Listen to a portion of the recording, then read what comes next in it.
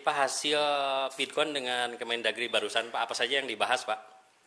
Baik, barusan kami memang mendapat undangan dari Dirjen Okta yang terkait dengan penanggulangan COVID-19, khususnya kita maklum bahwa ada Omikron yang hari ini sedang muncul ke permukaan.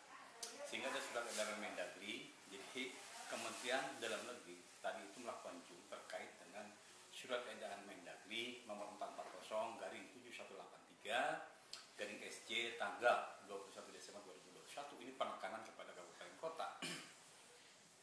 Ada 6 hal saya kira yang menjadi poin dari surat edaran ini yang digariskan oleh Dirjen Okta yang harus dilaksanakan oleh pemerintah provinsi, kabupaten dan kota.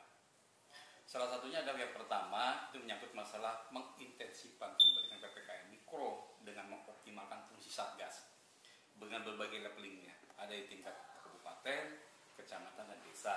Nah, penanganan COVID-19 ini di masing-masing tingkatan sesuai dengan itu yang pertama.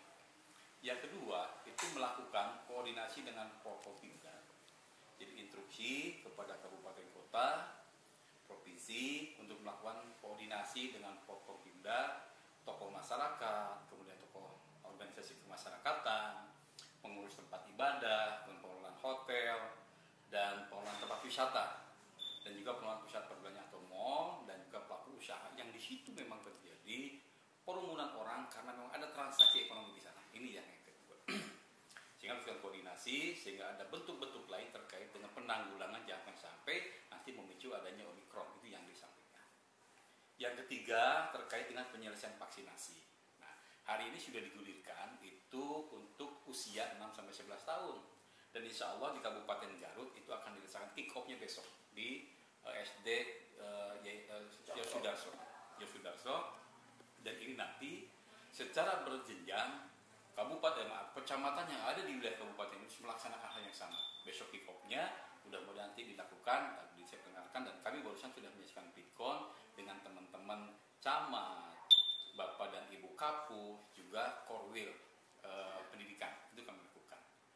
Yang keempat, poin dari surat edaran Menteri ini adalah menyangkut masalah pengetatan dan pengawasan protokol kesehatan, terutama ya tadi di tempat-tempat yang berpotensi adanya kerumunan dengan memanfaatkan scan aplikasi Peduli Lindungi. Ini yang harus dijadikan poin dilakukan oleh pemerintah kabupaten kota.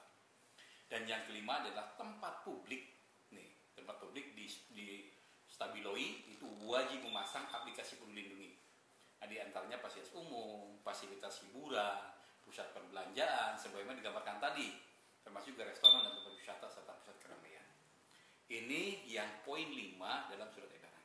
Dan yang terakhir, poin 6-nya adalah melakukan penegakan penggunaan aplikasi Peduli Lindungi dan menerbitkan peraturan kepala daerah yang mengatur penggunaan aplikasi tersebut dengan memberikan sanksi tegas bagi pelanggar disiplin berupa pencabutan sementara atau tetap terhadap izin atau pencabutan izin tetap ya terhadap operasionalnya. Inilah 6 poin yang menjadi trigger dalam SE Mendagri tersebut. Sehingga ini pun harus menjadi catatan bagi semua kabupaten kota untuk segera melaksanakan hal ini. Tentu terkait dengan yang keenam menyangkut masalah penggunaan aplikasi Peduli Lindungi, ini kan sudah nasional.